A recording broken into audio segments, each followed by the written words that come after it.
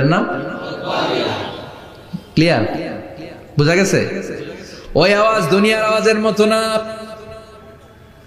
মাঝে মাঝে বাতাসের ধাক্কায় দরজা সাটাস করে লাগে, আওয়াজ হয় না? টায়ার পাংচার হলে আওয়াজ হয়। দপ্তরি যখন ছুটির ঘন্টা দেয়, ঘন্টার সামনে দাঁড়ালে ভয়ঙ্কর আওয়াজ আছে না নাই? ট্রাকের টায়ার ব্রাস্ট হলে আওয়াজ হয়। হাতুড়ি নিয়ে লোহার মধ্যে আঘাত করলে, পাথরে আঘাত করলে আওয়াজ আছে না নাই? এগুলো দুনিয়ার আওয়াজ। আল্লাহ বললেন এই আওয়াজগুলোর চেয়ে অনেক বিকট একটা আওয়াজ কিয়ামতের দিন আমি তৈরি করব। এই আওয়াজটার নাম হলো আল কারিয়া। কি নাম? সবাই বলেন, আরো জোরে বলেন, আল কারিয়া। বিকট আওয়াজ, বিকট একটা হুইসেল বাজানো হবে, হর্ন বাজানো হবে, ট্রাম্পিট, ডেঞ্জারাস ট্রাম্পিট। ভয়ঙ্কর একটা বিকট শব্দ করা হবে কিয়ামত তৈরির জন্য। ওই শব্দটা বাজানোর জন্য রব্বুল আলামিন একজন ফেরেশতা বানিয়েছেন, নাম হলো ইসরাফিল। নাম কি? ওই ফেরেশতার পা হচ্ছে জমিনের নিচে, মাথা হলো আকাশের উপরে।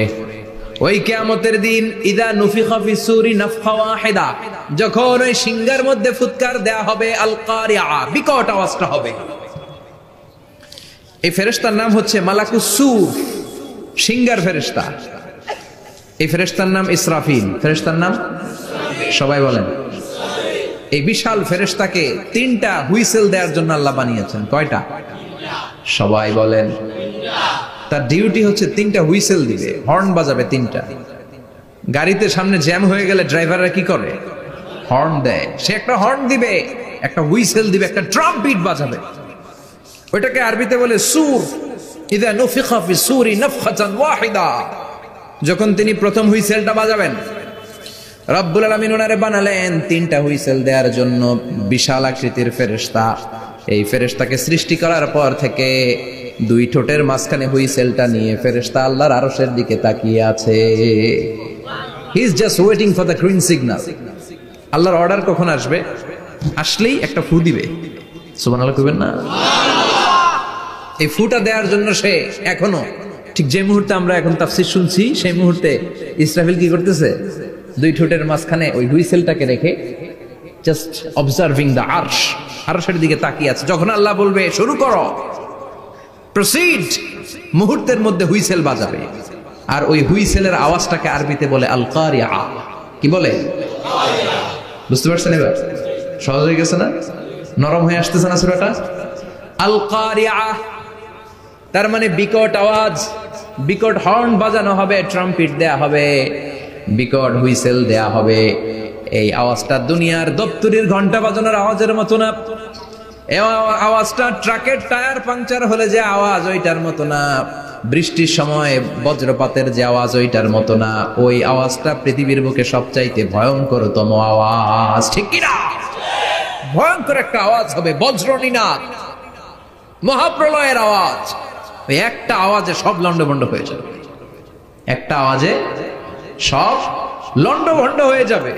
এজন্য ওই আওয়াজটাকে ডেডিকেট করে আল্লাহ কোরআনে একটা সূরা দিয়েছেন। সূরাটার নাম, কথা কয় না, কি নাম?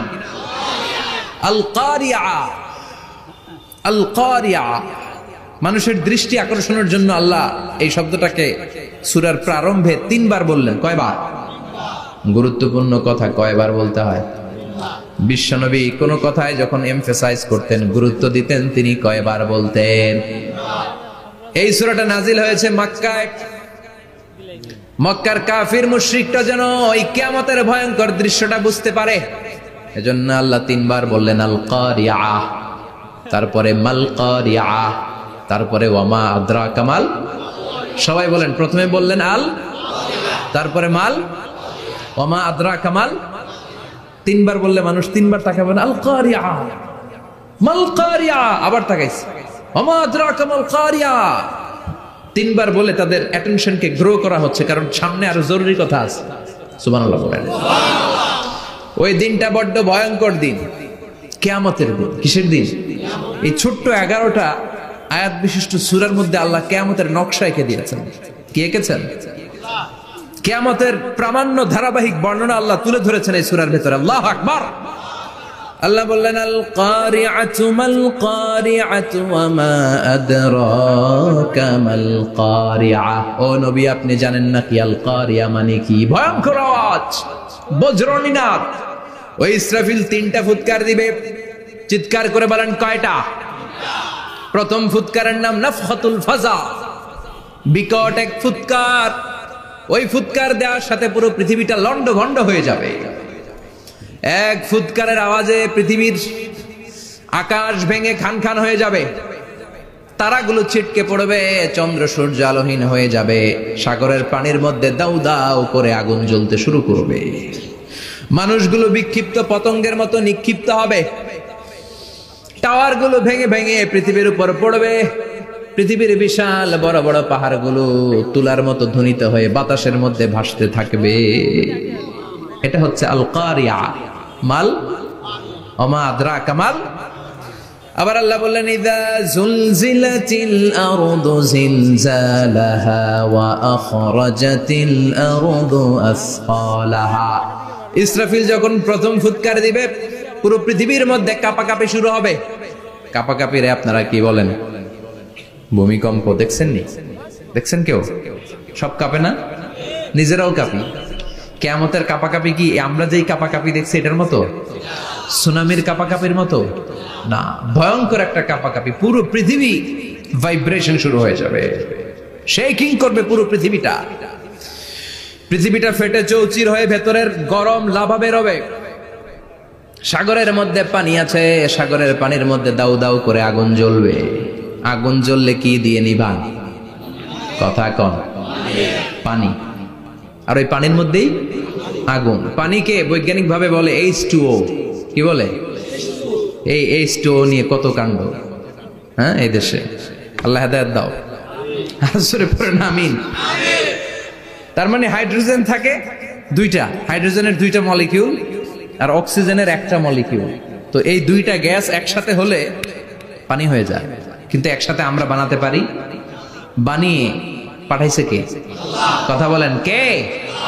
কৃত্রিম উপায়ে ইউনাইটেড স্টেটস অফ আমেরিকার একটা রিসার্চ সেন্টারে আধা গ্লাস পানি বানাইছিল বিজ্ঞানীরা।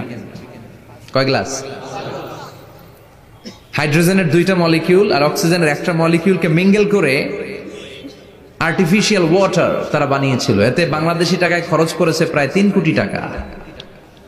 এটা অসম্ভব মানুষের পক্ষে কৃত্রিম ভাবে পানি তৈরি করা। ফ্রিতে খাইতেছি আমরা, সুবহানাল্লাহ কইবেন না? তার মানে পানি দিয়ে আমরা আগুন নিভাই। পানির মধ্যে 2টা গ্যাস, একটা হলো হাইড্রোজেন আর একটা হলো অক্সিজেন।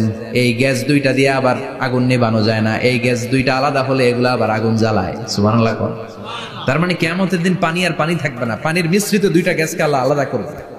ফলে পৃথিবীর ভেতরে থাকা আগুনগুলো বের হয়ে আসবে, গোটা সাগরের মহাসাগরের পানিগুলো দাউ দাউ করে জ্বলবে। এজন্য আল্লাহ বললেন আল কারিআতু মাল কারিআতু ওয়া মা আদরাকা মাল কারিআ ইয়াওমা ইয়াকুনুন নাসু কাল ফারাশিল মাবথুস। সেদিন মানুষগুলো পতঙ্গের মতো নিক্ষিপ্ত হবে। ওয়া তাকুনুল জিবালু কাল ইহনিল মানফুশ। তুলাকে ধ্বনিত করা হলে ছোট্ট ছোট্ট তুলার কণা বাতাসে যেমনে ভেসে বেড়ায়, পৃথিবীর বড় বড় পাহাড়গুলো এরকম বাতাসের মধ্যে মেঘের মতো ভাসতে শুরু করবে। সুবহানাল্লাহ বলেন।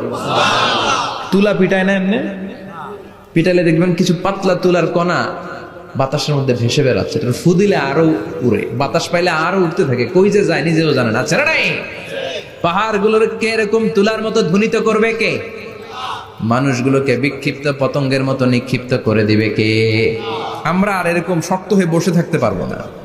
পৃথিবীর সবকিছু, পৃথিবীর সেন্টারে একটা জায়গা আছে, ওটা টানে, কেন্দ্রের দিকে টানে। এটা গ্র্যাভিটেশনাল ল বা পাওয়ার বলে, মাধ্যাকর্ষণ শক্তি। এই যে এটা বসে আছে, টেবিল বসে আছে, আমরা বসে আছি, এই পাওয়ারটা না থাকলে আমরা ছিটকে যেতাম, আমরা ছিটকে পড়তাম। সেদিন এই মাধ্যাকর্ষণ শক্তির বলকে ভেঙে খান খান করবে কে? মানুষগুলো নিক্ষিপ্ত হবে, একজন ওইদিকে, আরেকজন ওইদিকে, আরেকজন ডায়ানে, আরেকজন বাই। কে কোন দিকে যাবে তারা নিজেরাও জানে না। আল্লাহু আকবার। এজন্য আল্লাহ বললেন কাল ফারাশিল মাবথুস। পতঙ্গের মতো আলো জ্বালালে আলোর ভেতরে পতঙ্গগুলো যেমনে এদিক থেকে ডান থেকে বাম থেকে ঝাঁপিয়ে ঝাঁপিয়ে পড়ে, মানুষগুলো ডানে বায়ে ঝাঁপিয়ে ঝাঁপিয়ে পড়বে। শীতকালে ছেলেপেলারা র্যাকেট খেলে না, রাতে ব্যাডমিন্টন খেলে, এই গ্রামে তো খেলে না। ওই যে খেলা আছে, খেলা ঠিক আছে। তো এই যে খেলে, তখন রাতের বেলা তারা বাঁশ গেড়ে, বাঁশের মধ্যে কি লাগায়? লাইট লাগায়। তো এই লাইটের মধ্যে অনেক পোকা চলে আসে না, রাতের পোকা, হ্যাঁ, আলোর পোকা। পোকাগুলো এদিক থেকে ওই দিক থেকে, এর কোনো মা বাপ নাই, ডানে বায়ে ইচ্ছে মতো ছুটছে। মানুষগুলো সেদিন পাগলের মতো ছুটতে শুরু করবে, চিৎকার করে বলেন ঠিক কি না?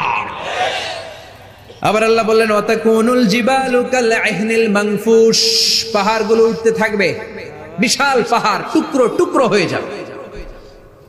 মাউন্ট এভারেস্ট খান খান হয়ে যাবে, নাম শুনছেন? এশিয়া মহাদেশের সবচেয়ে বড় পাহাড়। আমি দেখেছিলাম দূর থেকে, যাই নাই নেপালে। কাতারে একবার যাচ্ছিলাম, কাতার থেকে কায়রো সফরের সময় মাউন্টেন রেঞ্জের পাশ দিয়ে বিমান যায়। তো বিমানের সামনে আবার, ওইটা খুব সম্ভব কুয়েতে এয়ারওয়েজে ফ্লাই করেছিলাম, সামনে আবার একটা স্ক্রিন থাকে, ওখানে কেউ মুভি দেখে, কেউ কোরআনের তেলাওয়াত শুনে, কেউ সফরের যে রোড ম্যাপ ওইটা দেখে। তো ওইটা দেখলে আপনি বুঝবেন এখন কোন শহরের উপর দিয়ে যাচ্ছেন, আশেপাশে কি আছে। তো তখন দেখাচ্ছে যে নেপালের পাশ দিয়ে এটা ফ্লাই করছে। জানলাটা খুলে দেখি বিশাল মাউন্টেন রেঞ্জ, উপরে বরফের ক্যাপ পরানো। আল্লাহু আকবার। তো আল্লাহ যখন ইযা জুলজিলাতিল আরদু জিলজালাহা, কিয়ামতের ওই আল কারিআ মাল কারিআর সময় পৃথিবীটারে ধরে যে একটা ঝাঁকুনি দিবে, ওই ঝাঁকুনিতে পাহাড়গুলো থাকবে। কথা বলেন, পৃথিবীর সবচেয়ে বড় পাহাড় ৮৮৫০ মিটারের মাউন্ট এভারেস্ট ভেঙে খান খান হয়ে যাবে, টুকরা টুকরা হয়ে যাবে। ইউরোপের সবচেয়ে বড় পাহাড়ের নাম হচ্ছে আল্পস মাউন্টেন, আল্পস পর্বতমালা। আমেরিকার সবচেয়ে বড় মাউন্টেন রেঞ্জ হচ্ছে আলাস্কা, থাকবে এগুলা। তুর পাহাড় আরব বিশ্বের বিশাল এক পাহাড় থাকবে। বাংলাদেশের গারো পাহাড়, কেউকারাডাং, তাজিংডং, বিজয়, চিম্বুক, নাম শুনছেন? গেছেন আপনারা? কি বিশাল বান্দরবানে পাহাড়। আল্লাহ যখন ইদা জুলজিলাতিল আরদু জিলজালাহা বলে একটা কাঁপুনি দিবে, টিকবে? কথা কন, কথা কন। আবার পৃথিবীর বড় বড় টাওয়ার, বুর্জ আল খলিফা, বিশাল লম্বা tower, kingdom tower, Shanghai tower, Petronas twin tower, Taipei 101, এই যে বিল্ডিং গুলা টিকবে? কথা বলেন। এজন্য আল্লাহ বললেন আল কারিআতু মাল কারিআতু ওয়া মা আদরাকা মাল কারিআ ইয়াউমা ইয়াকুনুন নাসু কাল ফারাশিল মাবথুস ওয়া তাকুনুল জিবালু কাল আহনিল মানফুশ। আল্লাহু আকবার। আবার আল্লাহ বললেন ইযা রুজ্জাতিল আরদু রাজ্জান ওয়া বুসাতিল জিবালু বাসসা। কিয়ামতের এই বিকট শব্দটা যখন ইসরাফিল ফেরেশতা দিয়ে ফেলবে, তারাগুলো ছিন্ন বিচ্ছিন্ন হয়ে যাবে, ছিটকে পড়বে, আকাশ সংকুচিত হয়ে যাবে। কাগজের টুকরা আমরা হাতের মধ্যে নিয়ে কাগজটারে যেমনি ভাঁজ করি, কিয়ামতের এই প্রথম ধাক্কায় আকাশটারে ভাঁজ করে ফেলবে কে? কথা বলেন। ইয়াউমা নাতবিস সামাআ কাতাইয়িস সিজিল্লি লিল কুতুব, কাগজ যেমনি তোমরা ভাঁজ করো, কাগজ যেমনি সহজে তোমরা হাতের মধ্যে গুটিয়ে নাও, আকাশটারে সেদিন গুটিয়ে নিবে কে?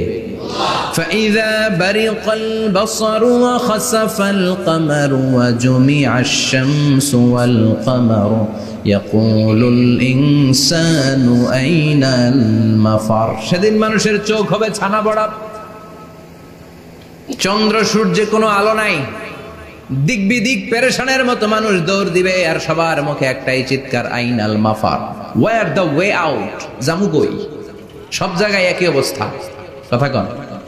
কিয়ামতের ঝাঁকুনি যখন হবে শুধু বাংলাদেশে হবে, ইন্ডিয়ায় হবে না, হবে সৌদি আরবে হবে না, কাতারে হবে না, আমেরিকায় হবে না, গোটা বিশ্বটারে একবারে ঝাঁকুনি দিবে কে?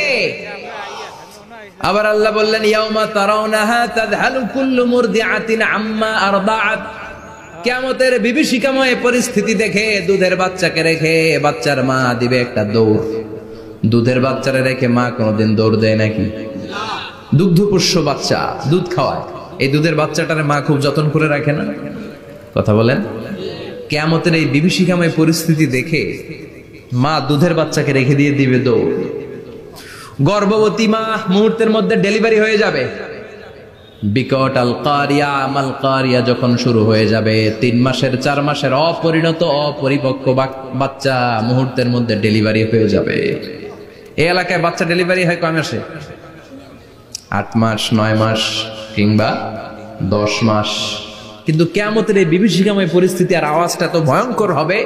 3 মাসের ছোট্ট ভ্রূণ, গোশতের টুকরা, আলাক, রক্তপিণ্ড আর গোশত মিশ্রিত হয়ে ছোট্ট একটা টুকরা, অপরিণত বাচ্চা, অপরিপক্ক বাচ্চা মুহূর্তের মধ্যে খালাস হয়ে যাবে। মানুষগুলো পাগলের মতো এমন ভাবে একটা দৌড় দিবে, কেউ কাউরে চিনবে না। ওই দিনটার নাম হলো আল কারিয়া। সবাই পড়েন আল মাল ওয়ামা আদরাকা মাল কারিয়া। ভয়ঙ্কর সেদিন।